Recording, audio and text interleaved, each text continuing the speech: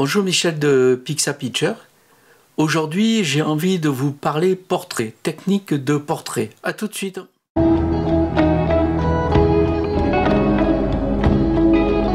Je vais commencer par vous raconter une expérience que j'ai faite à l'époque où j'étais encore assistant de Sief et de nombreux autres photographes. Il m'avait dit qu'il y avait une agence de mannequins, de comédiens qui cherchait un photographe pour réaliser le book de tous les gens qui venaient à cette agence. Alors ça, évidemment, ça m'a très intéressé. Et cette agence se situait sur les Champs-Élysées. Elle avait l'air vraiment magnifique, les locaux étaient splendides. Et alors, cette agence recrutait un peu n'importe qui, n'importe quoi. Hein. C'est-à-dire qu'en fait, son idée, c'était de photographier soit des mannequins, des filles qui pouvaient devenir des top modèles, soit des personnages qui avaient des gueules, soit des enfants, soit des vieux, enfin bon, pour éventuellement devenir figurant, jouer des petits rôles dans des films et tout ça.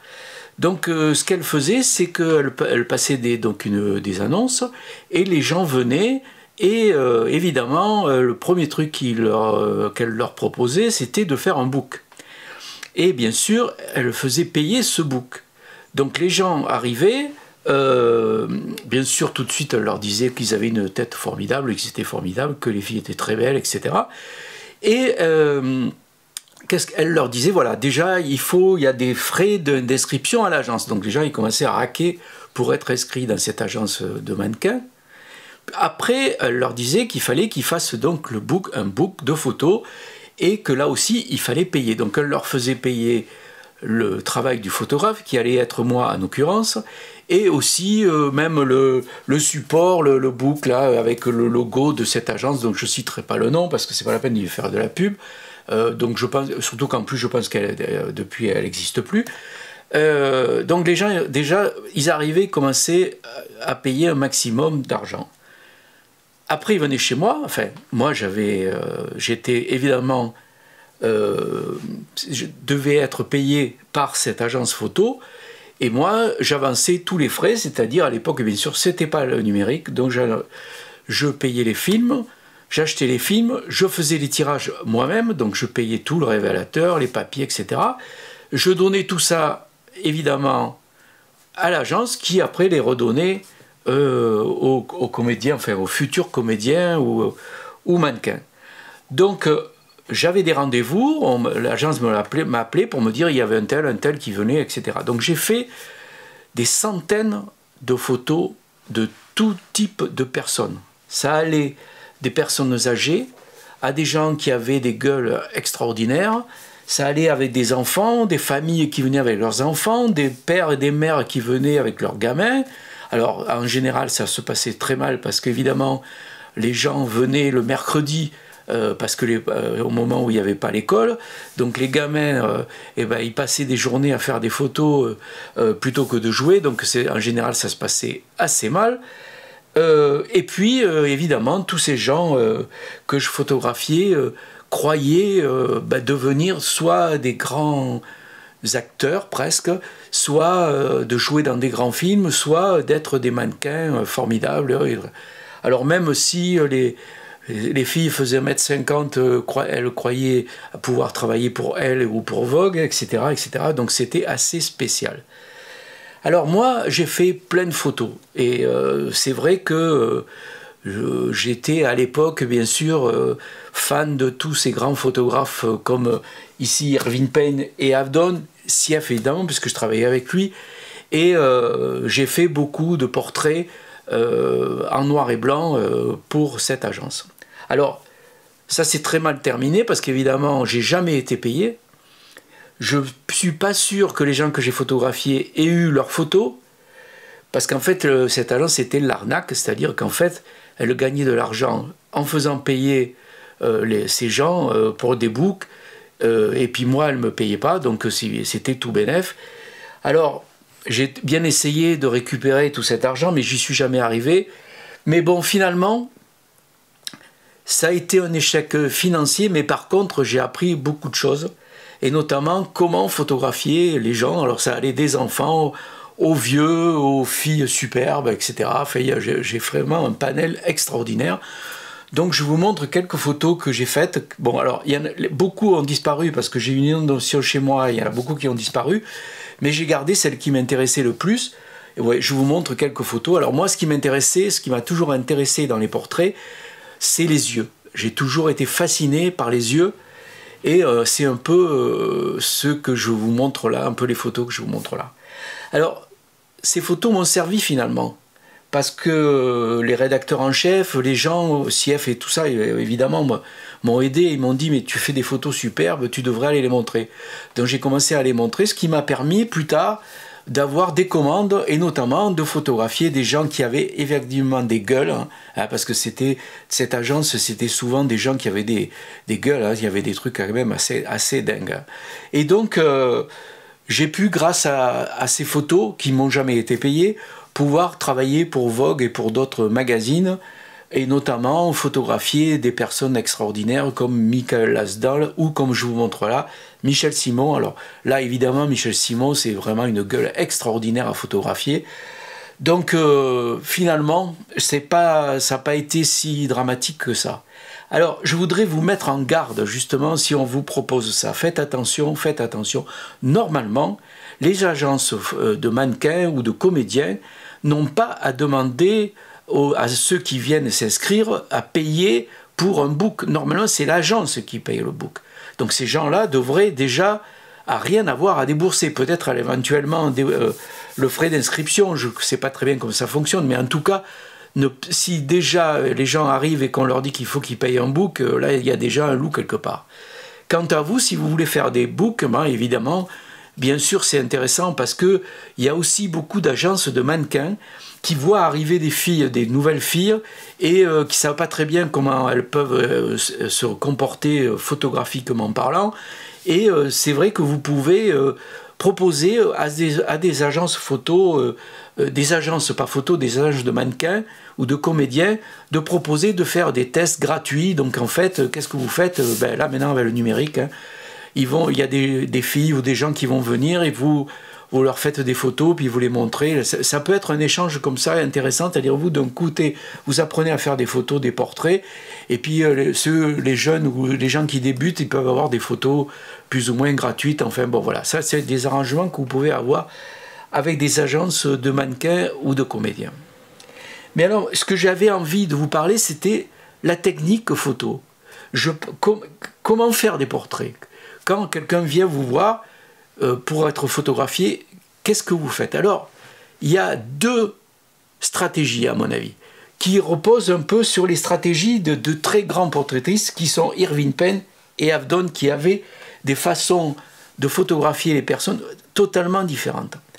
Alors, il faut savoir que quand quelqu'un vient se faire photographier, il s'est déjà composé un personnage. Alors bien sûr, il va se maquiller, va bien s'arranger, va se mettre des super fringues et tout, les trucs qui lui permettent de se sentir bien, d'être le plus beau possible et tout ça. Donc il a un personnage, il s'est créé un personnage. Et là, ça peut être quelque chose d'embêtant parce que du coup, ça fait comme un filtre par rapport à ce qu'il est vraiment et à la photo que vous pouvez réaliser. Alors, il y a deux façons de le photographier. Soit la personne arrive et tout de suite, vous sympathisez pas, vous vous dites bonjour, et puis vous l'installez sur là où vous avez voulu faire les photos, tout est prêt, et vous shootez le plus rapidement possible. Ça, c'est la première méthode. Là, en faisant cette méthode, la personne n'a pas le temps de réagir, elle est un peu surprise parce que c'est un local qu'elle ne connaît pas, un endroit qu'elle ne connaît pas, elle ne vous connaît pas, vous la mettez dans une situation un peu... Et elle n'a pas le temps de se composer son personnage, qui va fausser un peu la situation. Donc vous avez un type de portrait, un certain type de portrait, qui à mon avis reflète plus la personnalité réelle de la personne.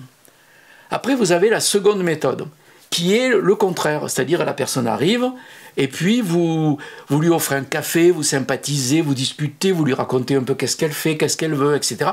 Et après, vous faites des photos. Alors là, évidemment, elle va avoir le temps de bien se mettre à l'aise, entre guillemets, mais aussi à l'aise, d'accord, mais se composer son personnage, et vous allez avoir un type de photo complètement différente. Alors ça, c'est à vous de voir. chacun fait comme il veut. Et alors ce qui est intéressant, c'est justement, je vais vous montrer ce que faisaient les très grandes protectrices qu'était Irving Penn. Alors, Irving Penn, lui, il a adopté la première façon. C'est-à-dire que c'est pas qu'il mettait les gens mal à l'aise, mais il les laissait pas prendre le pas sur lui. C'est-à-dire que c'est lui qui décidait comment ça allait se passer. Alors, il avait deux techniques pour un peu mettre les gens un peu comme ça, là, stressés, là. Pas stressés, mais enfin, bon. Par exemple, il avait construit, je vous montre une photo là, il avait construit deux panneaux comme ça, qui faisaient un angle très serré, et il mettait la personne complètement au fond de ces panneaux-là. Alors il a photographié plein de gens, même tous les gens de la famille royale anglaise. Alors les gens, ils se retrouvaient coincés, là, donc ça faisait des photos, du coup, un peu spéciales. Donc ça, c'était un peu la méthode d'Irving Penn. Alors il y a une célèbre photo, celle que vous voyez ici, c'est celle de Picasso. La photo de Picasso, ça s'est très mal passé. Parce qu'en fait, Picasso, c'était une tête de l'art, si on peut dire. Il n'avait pas envie qu'on le photographie, ça l'emmerdait. Penn devait le photographier, ils étaient plus ou moins d'accord et tout ça. Donc Penn est rentré, lui, il s'était plus ou moins caché avec un chapeau, une cape comme ça. Et Penn, qu'est-ce qu'il a fait? C'était assez agressif. Le portrait, la séance de prise de vue a été assez agressive. Et Penn, tout de suite, qu'est-ce qu'il a fait? Il a pris son appareil et paf, il a fait une photo avant même que l'autre ait le temps de dire quelque chose. Et c'est cette photo sublime qu'on peut voir ici de Picasso. Alors, Avedon, lui, il a fait des photos de Picasso, mais alors ça n'a rien à voir. Moi, je trouve qu'elles sont beaucoup moins bonnes que celles-là. Donc ça, c'était la technique Irving Penn. La technique Avedon était complètement différente. Lui, il sympathisait avec les gens. C'était plus pareil. Il y avait un rapport, il y avait un côté, bon, c'était pas pareil. Alors ça fait des portraits aussi extraordinaires, évidemment. Notamment, je vous montre, par exemple, là, la photo de Janis Joplin en train de se marrer. Ou par exemple, Henry Miller avec Marilyn Monroe aussi, qui ont l'air très décontractés. Donc ça fait des photos complètement différentes. Ce qui est intéressant, c'est comme en plus Irving Penn et Avedon, ils ont photographié les mêmes personnes à la même époque, c'est intéressant de comparer un peu les deux photos. C'est assez fabuleux de voir qu'en fait le portrait, souvent c'est presque, on peut dire, le portrait du photographe plus que le portrait de la personne qui est photographiée. C'est ça qui est intéressant. Voilà un peu ce que je voulais vous dire. Alors justement, au niveau des portraits, je ne vais pas rentrer dans les trucs techniques, mais vous savez que vous avez par exemple Photoshop ou plein d'autres logiciels qui permettent de repérer les portraits sur une photo, et vous pouvez les modifier, vous pouvez changer la grandeur des yeux, des bouches et les faire rire, etc. Donc ça, c'est Photoshop qui faisait ça, hein.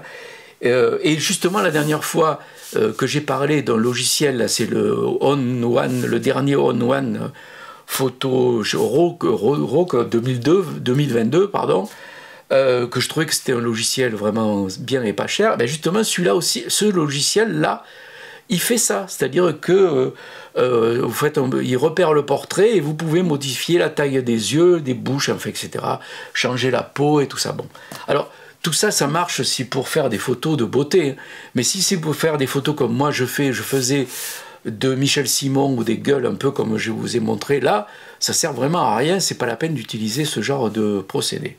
Alors, pour finir, comme toujours, je vais vous montrer deux livres d'Irving Penn et d'Avedon qui sont pour moi les plus grandes protectrices qui existent. Alors, le livre d'Irving Penn, qui était sorti lorsqu'il avait fait son exposition du centenaire, qui est, voilà, au musée, c'est Irving Penn, le centenaire. Alors, évidemment, vous avez des photos sublimes, vous voyez, de mode. Ces fameux portraits qu'il a fait de paysans en Amérique centrale, vous voyez, des photos absolument dingues. Il a fait aussi les métiers, tous les petits métiers de Paris, de Londres et de New York. Vous voyez, c'est génial, c'est vraiment génial. Et puis après, vous avez les portraits de personnalités, voilà, comme Francis Bacon. Il a fait aussi des photos en couleur, vous voyez, il a fait beaucoup de trucs comme ça. Des natures mortes, etc., etc. Alors si vous avez à acheter un livre, regardez comme c'est beau, de Penn, c'est celui-là qu'il faut acheter, hein, voilà. C'est les éditions des musées de France, voilà. Alors ça, Alors, il y en a plein de livres de Penn, hein, mais bon, je vous présente celui-là. Quant à Richard Avedon, alors là aussi, il y a beaucoup de livres sur Richard Avedon, mais celui-là, c'est un des plus beaux. Une autobiographie Richard Avedon, voilà. Ok. Alors là, c'est pareil. Vous avez des portraits absolument dingues. Et aussi des photos de mode, évidemment. Ça, c'est son père. Il a photographié son père. Alors, ce qui est étonnant, un jour, je vous montrerai ça de Richard Avedon. Il a photographié son père régulièrement jusqu'à sa mort. Il y a des photos terribles à la fin où il était en mourant. Il a fait toute une série comme ça de son père. Il allait le photographier régulièrement. Voilà. Alors, il a fait plein de photos, hein, vous voyez. Voilà. C'est une photo assez sympa. Hein. Toujours un regard plus sympa que... C'est plus sympa que, disons, que tendre et affectif que les photos d'Irving Penn. Donc, ça, chacun choisira ce qu'il préfère, mais les deux sont géniaux. Hein, donc, voilà. Donc, voilà ces deux livres. Et je vous montre à la fin, ça c'est Richard Avedon, Himself. Voilà. C'était juste un peu cette vidéo sur les portraits que j'ai fait de cette agence pourrie là. Et aussi de vous montrer un peu les photos d'Irving Penn et d'Avedon qui pour moi sont des grands maîtres de la photo. Voilà, je vous laisse, j'espère que ça vous a plu. Toujours pareil, mettez des likes, abonnez-vous, en parlez-en à d'autres. Et puis toujours, si vous voulez que je parle de certains thèmes ou que vous voulez me montrer vos photos, elles sont les bienvenues. À bientôt, portez-vous bien.